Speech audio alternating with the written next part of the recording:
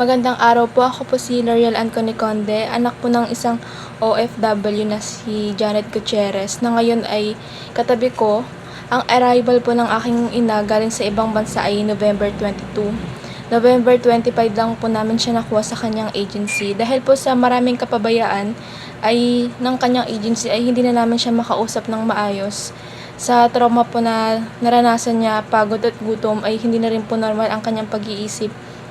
Nagpapasalamat po ako sa mga tumulong para mapauwi ang aking ina na sina Sir Robert De Castro ng ODA. Pinuntahan niya po kami sa agency ni Mama para makuha siya. Pati na rin po sa Presidential Action Center, PACA, sa Malacanang Department of Migrant Workers o DMW, Overseas Workers Welfare Administration o OWA. Salamat po sa mga sa mga tulong nyo sa amin. Lumalapit po ako ulit para hingin po ang inyong tulong na magkaroon ng katarungan ang nangyari sa aking ina dahil wala po kaming financial capability na mapagamot siya. Sana po ay matulungan niyo po kami. Muli po ay nagpapasalamat ako kina Sir Robert De Castro ng ODA Presidential Action Center, PACA, Malacanang Department of Migrant Workers, DMW, and Overseas Workers of Welfare Administration ng OWA. Sana po ay matulungan niyo po kami. Ako po ay lubos na nagpapasalamat sa Department of Migrant Workers, DMW, sa pamumuno ni Secretary Hans Kakdak at kay Director Charles Tabo. Sobrang thank you po talaga sa mabilis na action nyo para matulungan po yung mama ko na isang OFW. Sana po patuloy po kayo sa pagtulong sa mga OFW katulad po ng mama ko. Thank you so much po. Ano bang nangyari sa yung nanay mula nung na ating natulungan mapauwi? Yung mama ko po is nagkaroon ng mental health issues dahil sa overwork sa ibang bansa at hindi makatarungan ang trato sa kanya ng kanyang agency kung saan nagdulot ito sa pagkakaroon niya ng mental illness. Yung after na bigyan ng repatriation ng ating gobyerno, ng Department of Migrant Workers, napaka-bilis ng aksyon, di ba? Yes po, sobrang bilis po talaga ng action at sobrang active po sila dito sa office na mabigyan ng action yung kami pong mga anak ng isang OFW. Actually, yung mga ano ba na-offer sa ng Department of Migrant Workers about doon sa nangyari sa inyong nanay? So, ang DMW po ay magpo-provide ng assistant para sa paggaling ng aking mama. Pati na rin po yung pagsasampa ng case. At financial? At financial assistant para nga po kay mama na isang OFW. Ano masasabi mo naman sa mga opisyalis ng ating Department of Migrant Workers? Sobrang bait po, lalo po kay Sir Charles. Sobrang bait po niya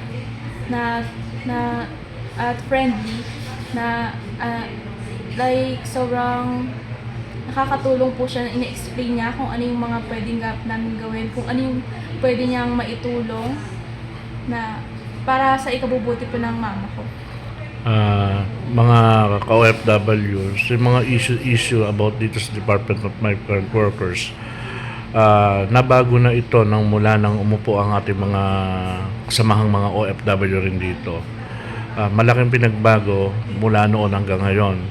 At ito nga isang patunay na kahapon lang namin itinawag ng gabi ito at agad na binigyan ng solusyon yung naging nasabing suliranin ng pamilya ng ating OFW na mayroon sakit sa kaisipan. At binigyan ito ng solusyon na pamamagitan nga ng pagbibigay dito ng sa hospital para ma-check up yung kanyang nanay at yung sa financial assistant na yung sinasabing action plan na ito nga at ito hinihintay nga namin dito para mabigay na po rito sa kanyang anak at para may magamit naman sila pantustos pangangailangan ng kanyang ina na mayroong karamdaman niyang kaisipan. Babalik ko na lang mamaya sa inyo, mamaya konti lang yung update. Maraming salamat po muli sa ating butihing sekretaryo Hans Leo Kakdak at sa ating butihing director na si Charles Tabuk sa patuloy na pagbibigay nila ng maagap na tulong sa ating mga nasasabi natin pamilya ng OFW. At mamaya po, may karugtong pahutong usapin nito at aabangan lang po natin.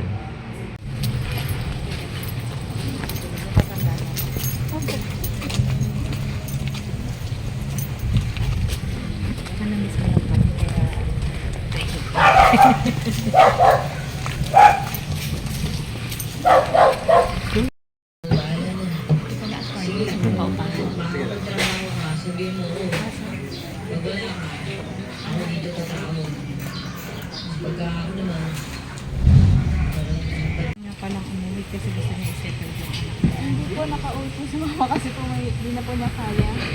Kaya yung nakisabi niya po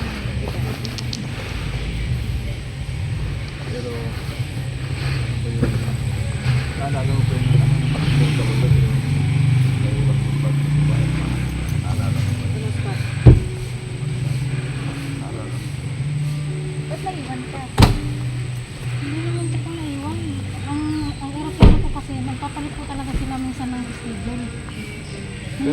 Ngayon, pagdating namin doon sa Muscat, nagpalit po sila ng ako nakarating na yung Egypt.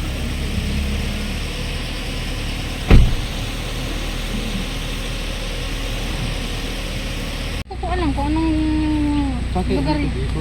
Hindi ko rin po kung anong nangyari kasi siya ang driver eh. Nakalabas kayo ng Manila, hindi na. Siguro nakalabas po.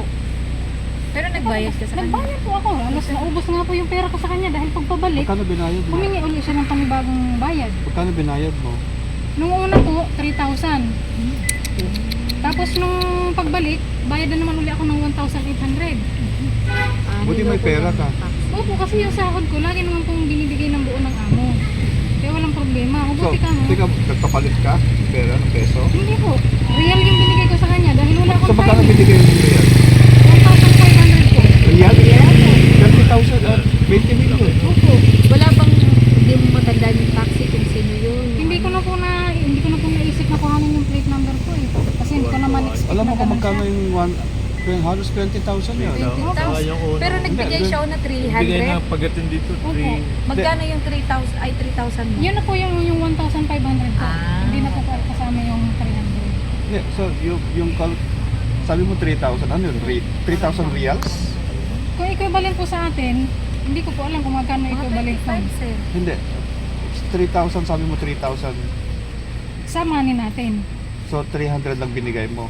Ang ibinigay ko, real po. 300. Hindi, 1,500 po. Hindi yung 3,000 na. 25,000 yun. Kasi wala na po, hindi ko na po alam. Yung Binigay ano. mo ganun. Pagbalik niya 1,500. wala siyang pera. Kasi kumuha po siya sa akin ng panggasolina. Sabi niya, ano naman ng gasolina. Sabi niya, binigyan ko siya ng, kano bigay ko? 500 Airport taxi real. ba? Airport taxi? O ano? Pero pa uwi, ma'am. Bali yung sahod ko po na 1 month, tapos meron pa akong naitabi na hindi ko kasi pinadala sa kanila lahat yung sahod ko ng unang sahod. Natira po ako na nasa almost 5,000 po. Reals. Sa atin. Kapira po natin. Magkano yun? Magkano yun? 400 yan. Sige, 6,000 yun.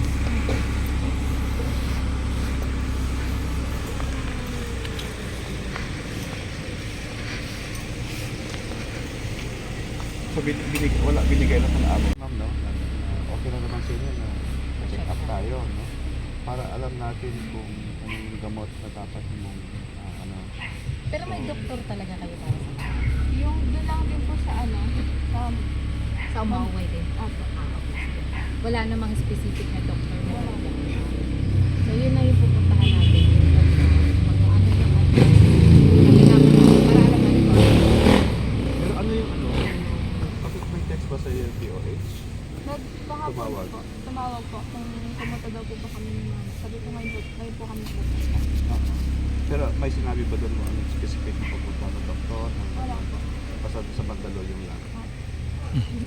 Wala tayong kausap doon. Walang kausap. Sige na po, Ma'am Janet, ito tayo.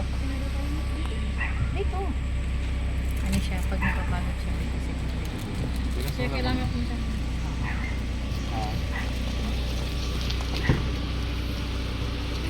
Teka po. Saan tayo? Paano ba ito? Patuloy ito ba tayo?